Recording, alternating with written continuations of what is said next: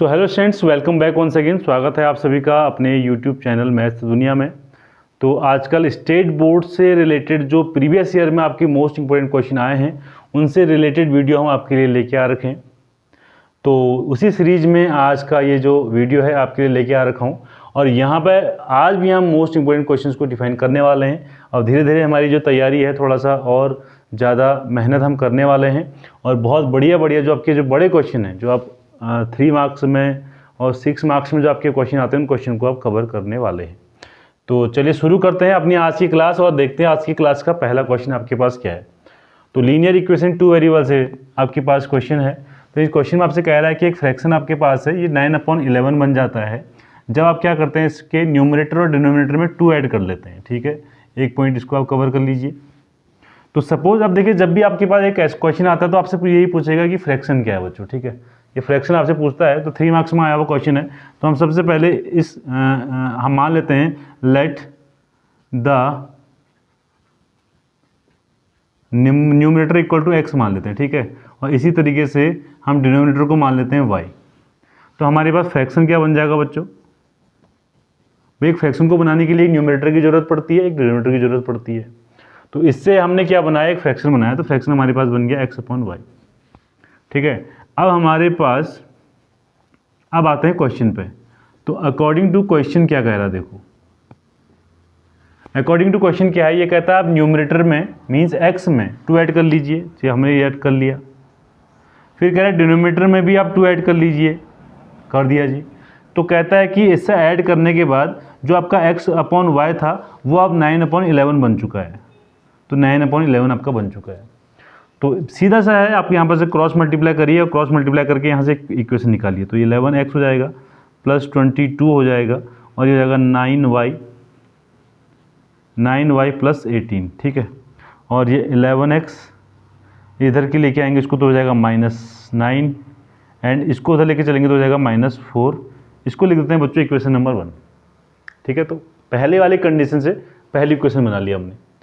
अब इसी तरीके से जो सेकंड कंडीशन है ये कहता है इफ़ 3 इज एडेड, आप 3 ऐड कर लीजिए। कह रहा है कहाँ, बोथ न्यूमरेटर एंड डिनोमिनेटर में। इस क्वेश्चन को ध्यान से पढ़ लीजिएगा, यहाँ पर बार बार कभी कभी अलग अलग नंबर भी देता है बच्चों, इस तरीके का क्वेश्चन बन सकता है। ठीक है, तो आप न्यूमरेटर में 3 ऐड कर लीजिए बोलता है और डिनोमिनेटर में भी 3 ऐड कर लीजिए बोलता है और आपसे बोलता है कि आपका फ्रैक्शन क्या बन गया, 5.6 बन चुका है। अब ये देखिए 5.6 बन चुका है, ये आपसे बोल रहा है।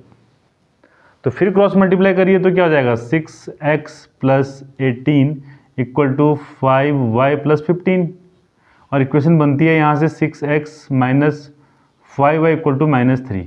इक्वेशन नंबर 2 है आपके पास। अब अभी इन इक्वेशंस को सॉल्व करना तो आप सभी को आता है, बहुत इसी तरीके से आप लोगों ने सीखी होंगी, बहुत सारी मेथड आपके पास हैं। तो इक्वेशन को लिख लेते हैं यहाँ पे। तो ये हो जाएगा आपके पास 11x minus 9y equal to -4 और ये जाएगा 6x minus 5y equal to -3। ठीक है, तो यहाँ से क्या करते हैं, इसका x वाला टर्म चलिए इक्वल करते हैं। तो x वाले टर्म को इक्वल करने के लिए क्या करना होगा, अगर इसे इक्वल करना है तो इसके x की कोफिशिएंट से मल्टीप्लाई कर लेते हैं, मीन्स मल्टीप्लाई बाय 11 कर लेते हैं पूरी इक्वेशन को। और इसके x का कोफिशिएंट क्या है, 6 है, तो इस पूरी इक्वेशन को 6 से मल्टीप्लाई कर लेते हैं बच्चों। ठीक है, तो 6 से मल्टीप्लाई करेंगे तो क्या हो जाएगा, ये हो जाएगा 66x माइनस 6 9 जा 54y एंड -24। 11 से इधर मल्टीप्लाई करेंगे तो ये 66x बन जाएगा, माइनस 11 से आप 5 को करेंगे तो ये हो जाएगा 55y एंड इक्वल टू -33। ठीक है, ये देखिए ये दोनों हमारे पास क्या हो चुके हैं, इसकी कोफिशिएंट सेम हो चुके हैं। अब हमें क्या करना है, इसे हटाना है तो सब्ट्रैक्ट करना पड़ेगा। तो सब्ट्रैक्ट करने से क्या होता है, सारे के सारे इक्वेशन आपके हो जाएंगे रिवर्स। ठीक है, तो यहाँ से क्या आ जाएगा, क्या 55 और ये हो जाएगा क्या 1, तो ये जाएगा y बचेगा आपके पास क्या है यहाँ से, और यहाँ से आपके पास क्या बच जाएगा, 9 बच जाएगा बच्चों। तो y की वैल्यू हमारे पास क्या आ गई, 9 आ गई, मतलब डिनोमिनेटर हमारे पास आ चुका है। अब इस y को उठा के किसी भी इक्वेशन में रख लीजिए, यहाँ रख लीजिए, इक्वेशन नंबर फर्स्ट में रख लीजिए। तो आप लिख लीजिएगा put the value of y in equation first. तो ये आपके पास मैं सीधा इक्वेशन लिख रहा हूँ। तो 11x minus 9y equal to -4। तो y की वैल्यू यहाँ से रखते हैं। तो 11x हमारे पास है, माइनस 9 मल्टीप्लाई y क्या हो जाएगा, -81 इक्वल टू -4 और 11x इक्वल टू हो जाएगा -4 और यहाँ जाएगा तो +81 और 11x की वैल्यू हमारे पास क्या आ जाएगी 77, और ये x की वैल्यू आपके पास आ जाएगी बच्चों 7। आप 77/11 कर लीजिएगा, ये आ जाएगी आपके पास 7। ठीक है, तो x की वैल्यू भी आ गई, y की वैल्यू भी आ गई, तो हमारे पास फाइनल फ्रैक्शन क्या आ जाएगा, x हमने न्यूमरेटर लिया था तो न्यूमरेटर में 7 आ जाएगा, और y हमने लिया था डिनोमिनेटर, तो ये आ जाएगा ये हमारे पास, इसका आंसर आ जाएगा 7/9। तो इस तरीके से बच्चों इस क्वेश्चन को आप कर सकते हैं। आई होप आपके समझ में आया होगा। फिर भी अगर कोई कन्फ्यूजन रहता है तो ज़रूर बताइएगा, उसे डिटेल में फिर एक अलग से वीडियो में आपके लिए बना दूंगा। ठीक है, तो चलते हैं नेक्स्ट क्वेश्चन, क्वेश्चन नंबर 2 पे। फ्रेंड्स चलिए डिस्कस कर लेते हैं क्वेश्चन नंबर 2 को। क्वेश्चन नंबर 2 भी आपके सामने बहुत बढ़िया सा क्वेश्चन है, और इसी एक्सरसाइज से आपका देखिए एक बार क्वेश्चन फिर आ गया दोबारा। एक ही पेपर में आपके एक ही एक्सरसाइज से 2 क्वेश्चन आए हुए हैं, वो भी ये नंबर 1 है, थर्ड क्वेश्चन का फर्स्ट पार्ट है, और थर्ड क्वेश्चन का फोर्थ पार्ट था। ठीक है, तो देखिए क्या है कि द डिफरेंस बिटवीन 2 नंबर्स, कोई 2 नंबर है उनके बीच का डिफरेंस 26 है, and 1 number is 3 times the other. ये आपके सामने क्वेश्चन में कह रहा है। तो सबसे पहले 2 नंबर है यहाँ पे, तो मान के चलते हैं let the number be x and y। अब बच्चों यहाँ पर देखिए डिफरेंस आपसे बोला 26 है, तो मैं थोड़ा देर के लिए मान लेता हूँ कि x आपके पास ग्रेटर देन है y। ठीक है, तो अगर ये कह रहे हैं इनका डिफरेंस मीन्स अगर दोनों को सब्ट्रैक्ट कर दूं तो आपके पास क्या आना चाहिए 26 आना चाहिए। तो इक्वेशन नंबर फर्स्ट तो आपकी यहीं से बन गई। ठीक है, अब यहाँ पर क्या बोल रहा है कि ये बोलता है कि जो आपके पास x है, जो ये हमने बड़ा नंबर लिया हुआ है, और y हमारे पास है छोटा, और ये क्या है हमने लिया हुआ है, ऐसा एज्यूम करके चल रहे हैं हम। ठीक, तो ये जो x है, ये का जो दूसरा नंबर है, इस नंबर का 3 टाइम्स है, तो ये 3 टाइम्स होगा क्योंकि ये छोटा है, तभी तो इक्वल हो जाएगा हमारे पास। तो x इक्वल टू आपके पास क्या आ गया 3y। इक्वेशन नंबर 2, इसको यहाँ रख लीजिए इस वैल्यू को, तो x की वैल्यू 3y रख लेंगे यहाँ पर, तो क्या हो जाएगा 3y minus Y equal to 26, और ये हो जाएगा आपके पास 2y equal to 26, and the value of y क्या हो जाएगा 26/2 मीन्स 13।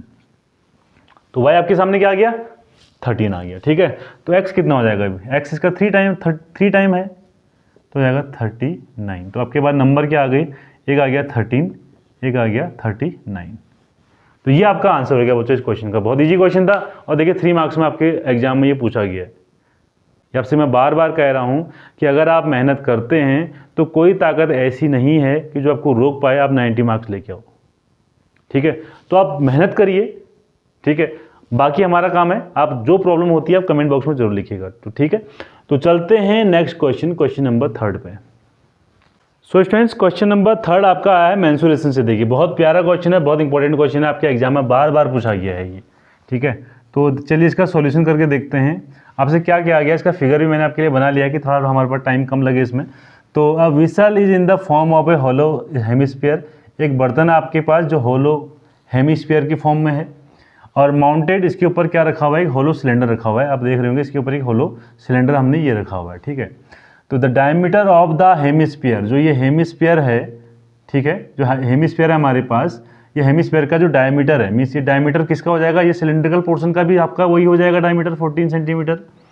एंड हाइट, जो टोटल विसल की हाइट दे रखी है 13 सेंटीमीटर दे रखी है। एंड हमसे बोलता है कि जो टोटल इनर सरफेस होगा, सरफेस एरिया होगा इस विसल का, वो बताइए। तो आप खुद सोचिए कि जो बर्तन है 2 चीज़ों से मिलके, 2 पार्ट से मिलके बना हुआ है, 2 तरीके के स्ट्रक्चर इसमें शेप हमने मिलाए हैं।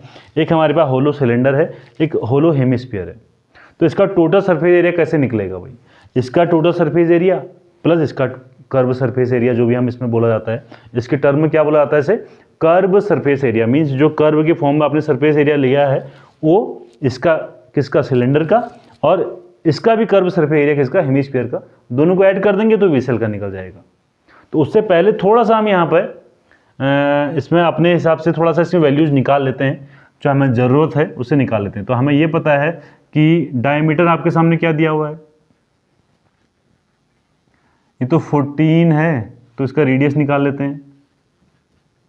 सेंटीमीटर दिया तो सेंटीमीटर में लिख लीजिए। ठीक है, तो 14/2 इक्वल हो जाएगा 7 सेंटीमीटर।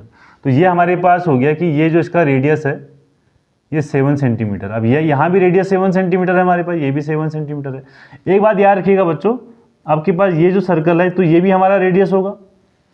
अगर ये रेडियस है हमारे पास तो ये भी रेडियस होगा, अगर ये रेडियस है तो ये भी 7 सेंटीमीटर होगा। अब टोटल लेंथ इसकी दे रखी है 13 और ये 7 है, तो ये हाइट ऑफ सिलेंड्रिकल पार्ट क्या हो जाएगा, इस h को अगर मुझे निकालना है तो क्या हो जाएगा, देखिए टोटल है 13, उसमें से 7 को माइनस कर लीजिए तो 13 माइनस 7 इक्वल टू हो जाएगा 6 सेंटीमीटर।